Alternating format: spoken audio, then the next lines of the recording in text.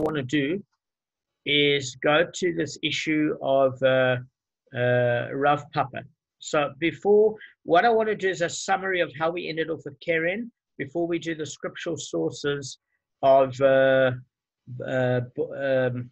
obviously Rachel and Shane. Now, this particular chart, I don't know if all of you can see it, or you can't see it so well. Can any of you see it?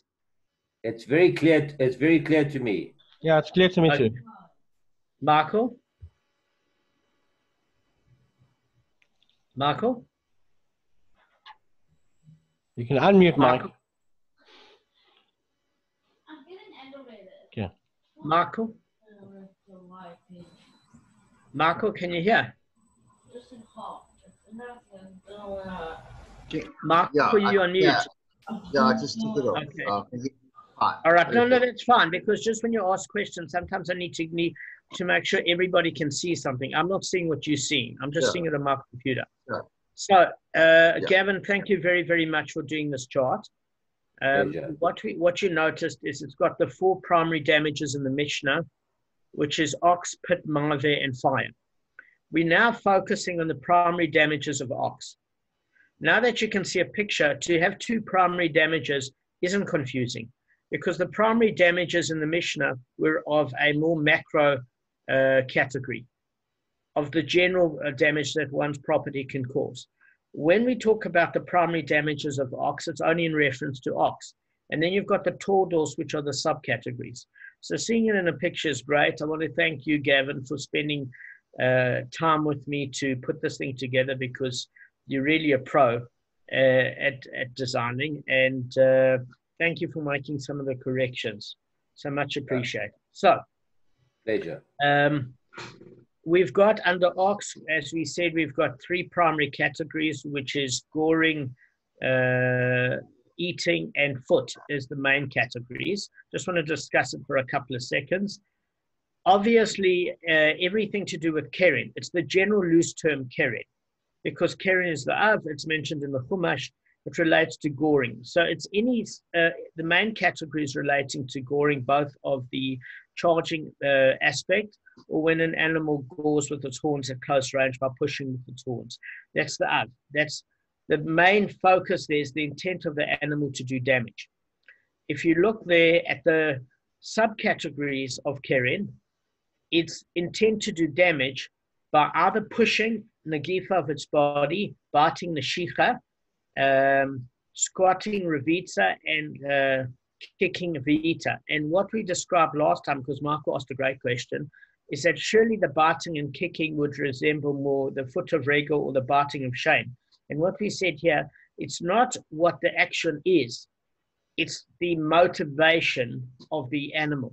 And that's what determines the category it goes under. Am I making any sense, guys? Yeah. Perfect. Fine. So now what we're going to go through is we're going to go through, we've already determined that there's no difference between the category of keren, the male av, as well as the subcategory. Sorry, this cat. It's here every day. Never leaves. The subcategory is exactly the same as the main category, in the sense that the obligation of watching it is on you, and you are responsible for full damages. So again, with the av, what it's trying to say is as follows, and it's very, very specific. And I just want to read to you what it says in the Gemara. According to Rav Papa, it goes through, where the primary categories and the subcategories are similar and dissimilar. And what we said is, what is the primary unique category about keren?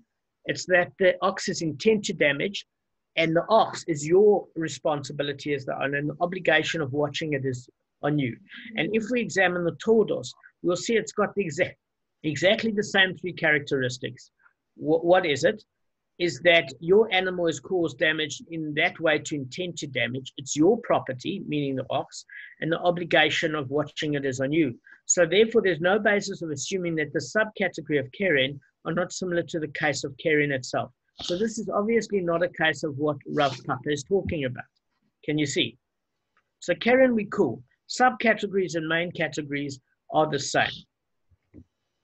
Okay, any questions, guys, before we go into the scriptural sources of Shane and Regel? Yeah. Questions? No, I'm good. I'm good. Michael, questions? Sorry, I've just been Arthur? interrupted. I'm great. Okay. All right. All right, Michael, I'm assuming you're good unless you mention otherwise. Okay. No, I'm fine. Okay, good, good. All right, so now what we're doing, Arthur, just pause the recording. I just want to get this muzzle off my table. It keeps lying. Okay, so now what we're going to do is we're going to go through the scriptural sources, and the main scriptural source at which we derive halacha is always based on a chumash. It's not based on prophets, ketuvim, writing, Isaiah, Malachi, or anything other than the 5 books of the chumash, given to us at Hasidna by Moshe. So, I don't know if you can read on your screen. It says, if a man will lead an animal to a field or vineyard, and he sends forth his animal, and it consumes in the field of another, the choicest of his field and the choicest of his vineyard, you shall pay. That's in Exodus 22:4. Can you read it clearly? If one of you says yes, it's fine for me. Perfect. Perfectly clear. Okay, Yes. now I don't know, Arthur, do you know what a hekesh is, by the way? Hekeshna. Okay, Gavin, can you describe exactly what a hekesh is? Does Michael know? Otherwise, I can explain it. Just explain it. I'm not sure. Okay, a hekesh is the same thing that we derive when we look at the laws of building of the Mishkan, the tabernacle, as well as deriving the 39 melochas of Shabbos, because the two passages are next to each other. So there's a common theme. It doesn't always happen. In other words, it doesn't mean just because one paragraph goes within another that it is associated with each other. We've obviously got biblical sourcing from Chumash in terms of which paragraphs are hekeshes compared to others, meaning that there's a link. So this is the scriptural source that's used both for Shane and Regel. Okay? So we're going to discuss sending forth as referring to Regel, and we're also going to discuss and it consumes referring to Shane with its eating. So this is the scriptural source both for Shane and Regel, and we're going to discuss it in more details with certain excerpts. Now, what I've done is I've used Safaria to paste the other documents. I've highlighted certain words.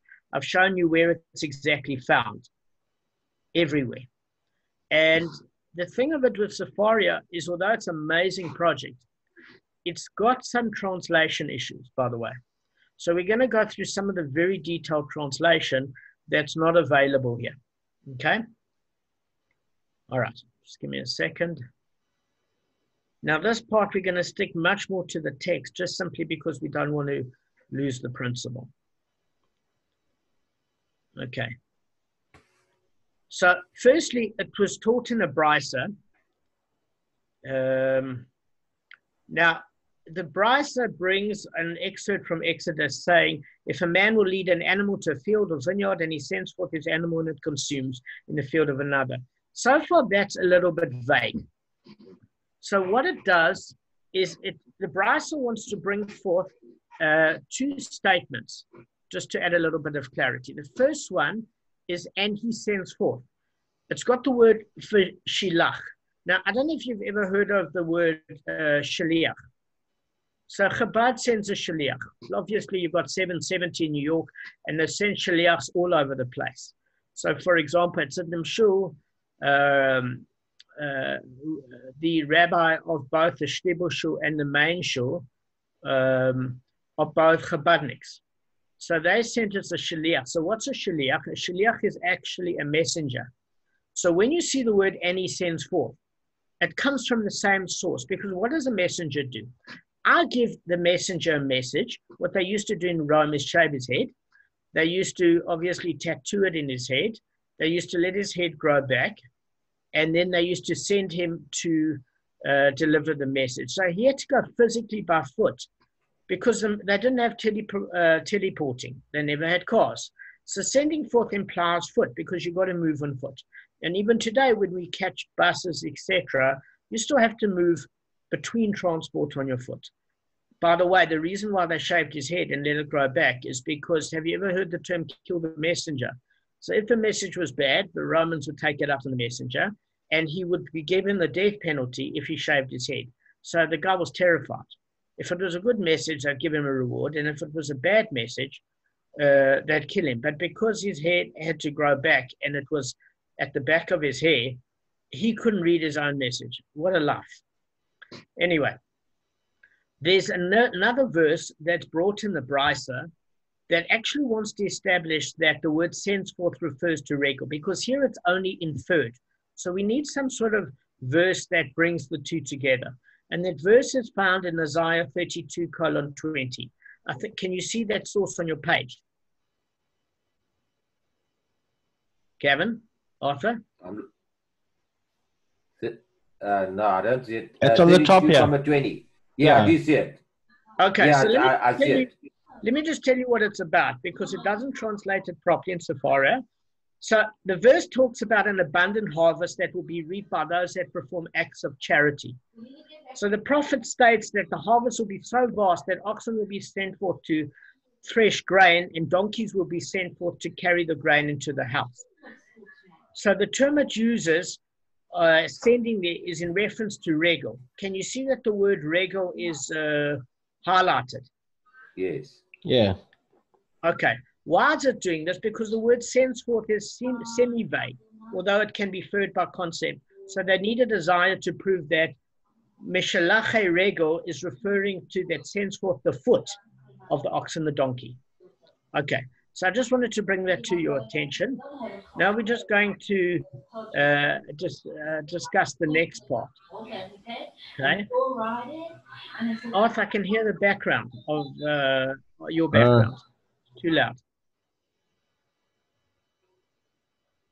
Okay. Now, if you see in Exodus, the second part of the verse, you'll see it says, and the tooth consumes. Hagalal ad tumor. Can you see that? Yeah. It's in the Exodus verse. Yeah. Okay.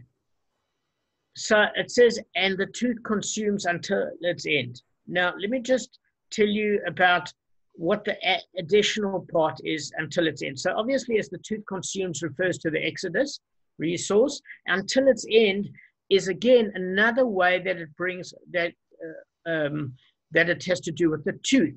Because at this point, all we said is, and it consumes. So consumes could imply a lot of things. What does it consume? What does it mean? It could say it consumes as is in damage. A fire consumes a house.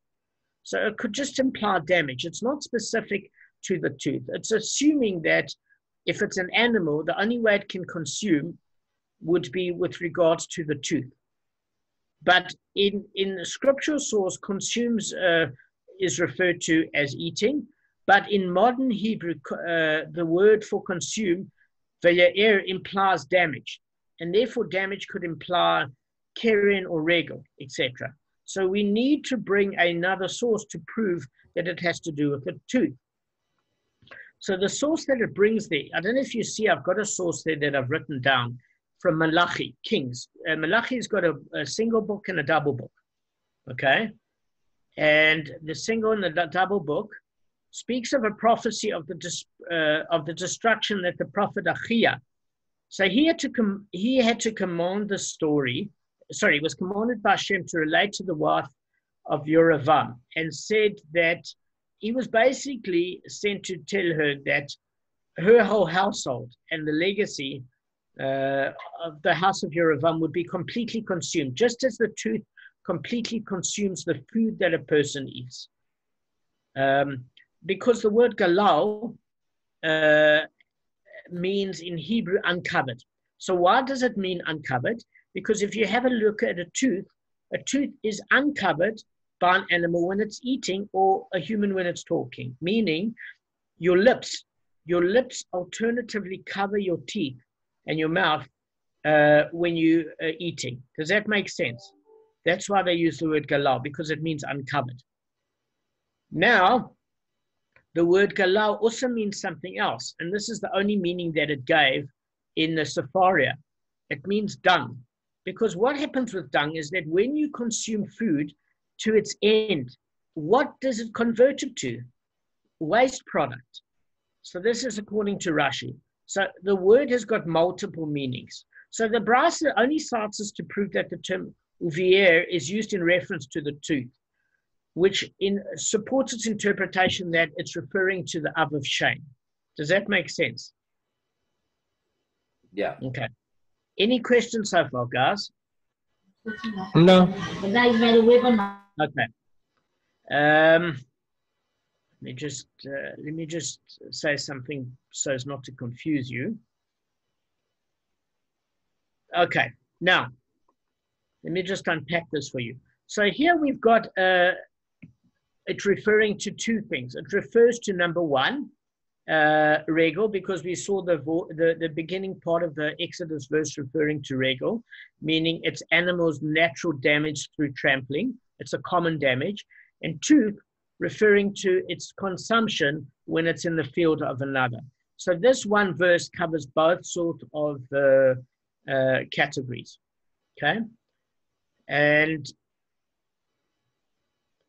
I'm just trying to refer to something that's not going to get too complicated. Okay, so one of the reasons that it brings the second verse is that sometimes you could think that the verses were incidental. Let me give you an example of why I'm saying it could be incidental. Just hang on a second. Is that if I say to you, if a man will lead an animal to a field or vineyard and he sends forth his animal and it consumes, okay, in the field of another he shall pay. What I could be referring to there is the fact that the animal damages with his feet and it consumes is just a by. You know, it's walking and it damages and it consumes and it eats. It's not necessarily only referring to tooth. And then if I turn around and say the other way around, if he sends forth his animal and it consumes in the field of another, it might be that the sending forth of the animal or the fact that the animal walks is incidental and the fact that it eats is the issue. So the reason why the Brisa brings Isaiah and Malachi, etc., is to show you that both are not incidental. And it has a hekesh that both the walking of the animal as well as the consumption of the animal implies that you have to pay for the damage of the choicest of your field. So that it's not by the bar that the other topic is mentioned. So that's what the Gemara wants to come and bring. Now, what I wanted to discuss, sorry about this, it's just it has to have a minutiae of detail covered so that I don't leave out anything in the Gemara. So question, Dan. Yeah? Question. Okay, so are you getting to, by using this passage and by referencing the fact that it could be Shane or it could be Regal, ultimately you're trying to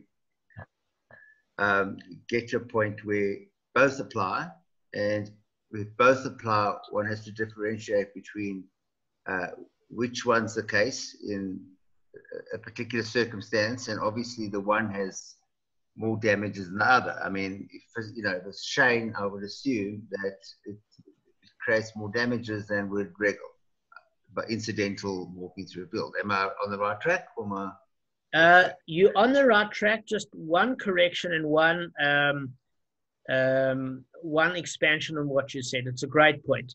So exactly as Michael said, what it's coming to do here is actually try and work out if it's referring to Shane or Regal, or is it referring to both? And in what ways is the damage coverage for Shane different to the damage coverage for Regal? And why do we need a hekesh? Why are they not mentioned separately? So that's one issue. The last issue that you mentioned is not necessarily the case. Just word it the way you did again. The last issue. So I was saying that, the one, Shane would, in my view, because it's the motivation behind it is more intentional than just walking in a field by accident would imply more damages. And we are using, in this passage, we're using reference to both those actions, but we obviously have to establish which one applies. And, but the point is that one would carry, but the point is that one would assume carry more damage than the other. So the Gemara doesn't know this at the moment, and that's why it's using text. Not that the Gemara doesn't know it. Let's put it on this. The Gemara is unpacking it because we don't know it. And what it is going to show is whether Rego is responsible for paying more damages or Shane is responsible for paying more damages, and in what case.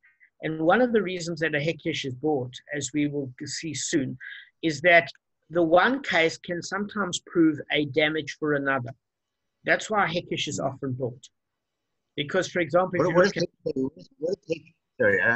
hekesh is joining two adjoining verses so that we can learn one from the other. So in Shabbos, we learn that the 39 prohibitions of Shabbos are directly related to the categories of building the Mishkan. Yeah.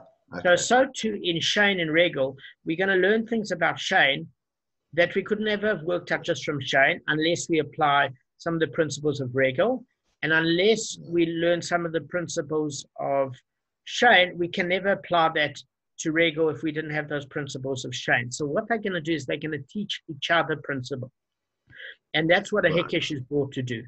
Is that on its own it would never give you the full extent of the comprehension. It's only when you have both that they lend concepts to one another. Because from inference, you realize if this has a stringency and yet this is covered, then that doesn't might not be covered unless it applies with the same sort of stringency in a different circumstance. So we're going to see this and it's going to unpack, and I want to thank you for paying attention because that's going to help. Now, because we've got 11 minutes and 21 seconds left, I want to go through this. I just want to ask Arthur a question because I spent, believe it or not, it took me a couple of hours just to do a review on this previously and about an hour and a half to do review on this both yesterday and this morning. The reason being is there's so many technicalities we're going to refer here is that we're going to lose time after 10 minutes, and I want to get to also the fun stuff. Not today, but we need to get this out because I don't want this to take a week. And we're in lockdown anyway. Can we start another shiur where we can just finish off this concept? Since we've only got 10 minutes left, and it might take another 10 minutes after that. Is that okay with you guys? Or Dames, what we could do is, if you run out of time, just start another shiur and I can join the videos together. Well, that might be excellent, Art, because that would really, really help. Are all you guys okay with that? I generally won't go over time, but we're in lockdown, and I don't want us to discuss scriptural sources for days on end. I want us just to finish this concept so we can get to the not the more fun stuff, but just the more interesting conceptual stuff. Does that make sense? Not that scripture isn't interesting, but that's where we derive it. Do I have you okay? Yes. Yeah. Okay, great. All right, and then after we edit it, we might chop off this little bit of me begging and pleading for more time. Okay, no problem. Okay. All right. Okay. So let me just get back on track. All right. So now we're going to talk about a concept of destruction. Okay. So what we learn here is when we say the word and it consumes, the word it consumes refers to what? Total destruction. If you say somebody's house is consumed in a fire, what does that imply? Well, there's nothing left of it. If you use the same word for consume as the word for dung, meaning it's completely processed to the extent that the food is not recognizable and has no nutritional value, and what the excrement that has come out does not resemble any sort of benefit like the original product that you ate. It means it's obliterated. There's nothing in it. So what it's coming to show you is as follows, is that what do you have to, when you're looking at a case of shame, it's talking about where the animal totally destroys the, totally eats the food, okay?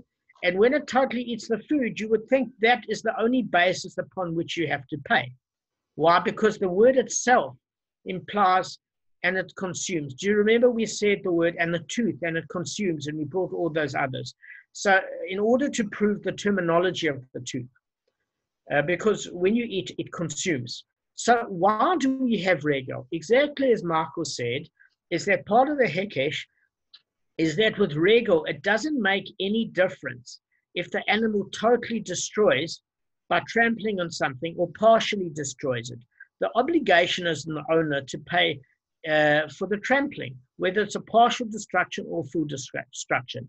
Obviously, the amount differs, because if something's salvageable, one wouldn't have to pay the entire amount.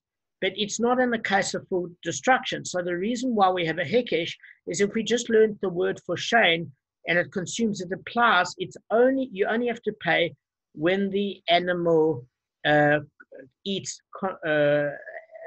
totally, and that you wouldn't have to pay in a case where the animal eats partially. So that's why we need a hekesh with regel, because regel is not specific. Whether it stands on it damages partially or full, you have to pay.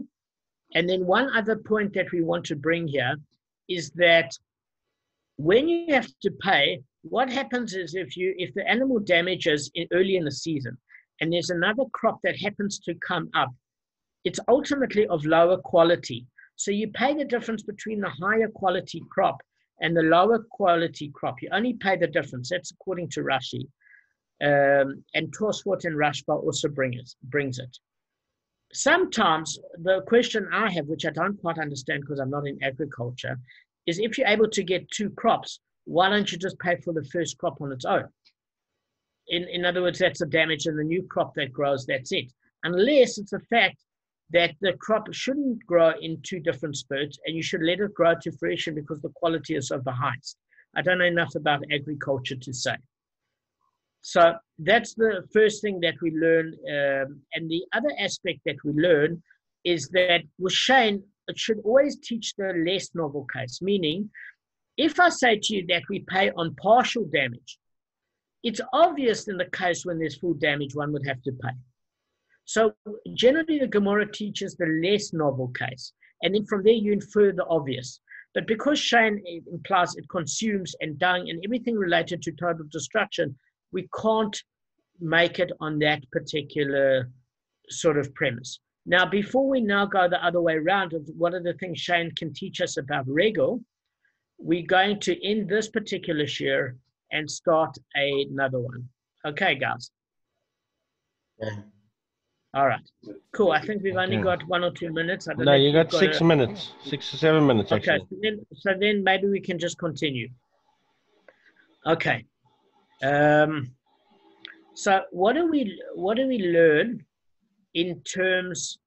Let me just put this in a way that's going to be easy.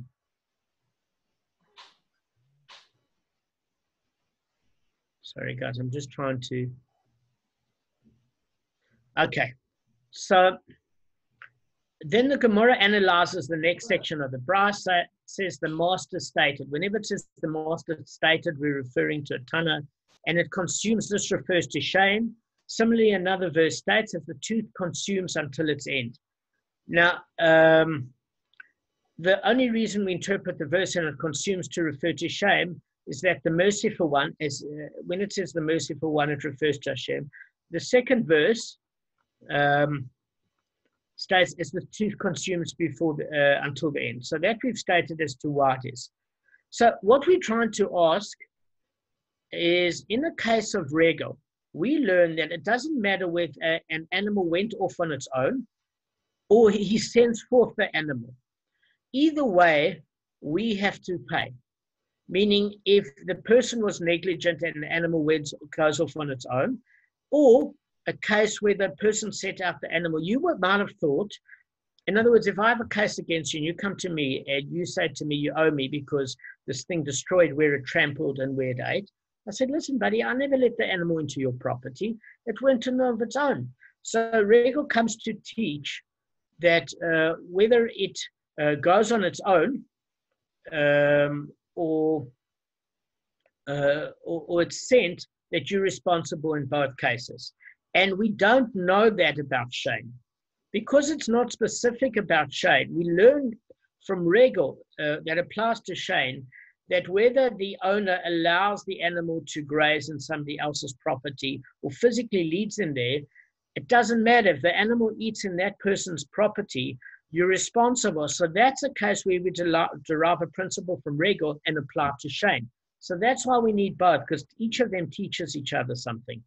Now, it uses the word and it consumes to imply that it's not that we can derive either Regal, of which its uniqueness of stringency is that the damage is common, or that the uniqueness of Shane is that the gratification is derived. They both need it, because which one can you leave out?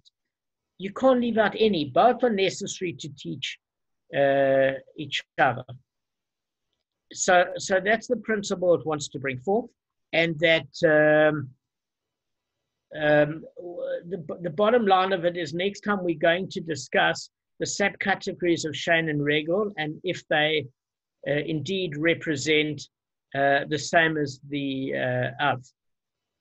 And as far as I'm concerned, I think we've pretty much covered everything. Is there any questions that you guys might have? Yeah. How much time have you got left? 3 minutes. 3 minutes. Then 3.5 minutes. I just want to ask a quick question. Sorry. I lost my concentration for a second. Sorry, I didn't sleep well last night. Just what did Rashi say are the damages? No. At the moment, we're not discussing the value of the damage. What we're discussing is the fact that you're liable for damage. So obviously, the damage is worked out according to the damage done, which we are going to see in later Gemaras.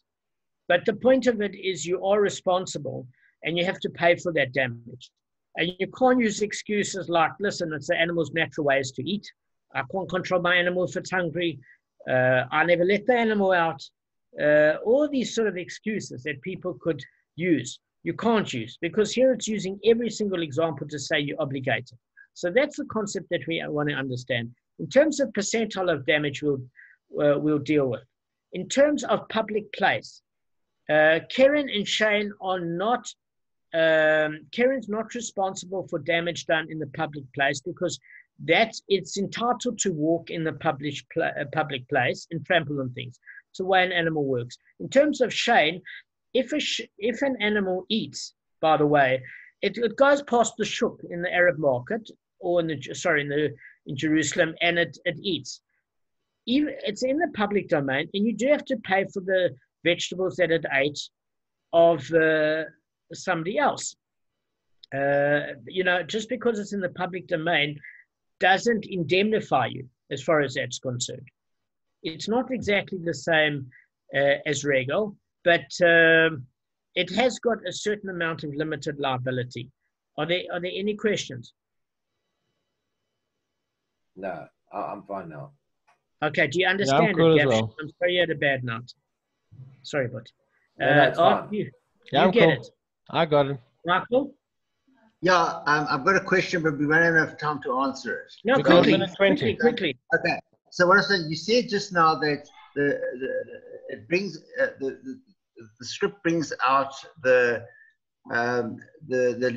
linear case, and then from that you can derive that anything like worse than that would automatically apply. Did I understand you correctly? No. I'm saying that it would generally apply that if you had a lenient case, you could, you're right, you could determine something more stringent, but not in the case of Shane, because the very word of Shane, and it consumes, implies that there's total destruction. And based on that, we wouldn't know that you were covered for if it did partial eating or partial damage, because of what the word means. So you're right, in a normal case, we can always infer the more hectic case from the lighter case, because that's obvious. but not in the case of tooth, because it says, and it consumes, and it converts to dung, which implies total destruction. Excellent question. Yeah. Cool. Sure.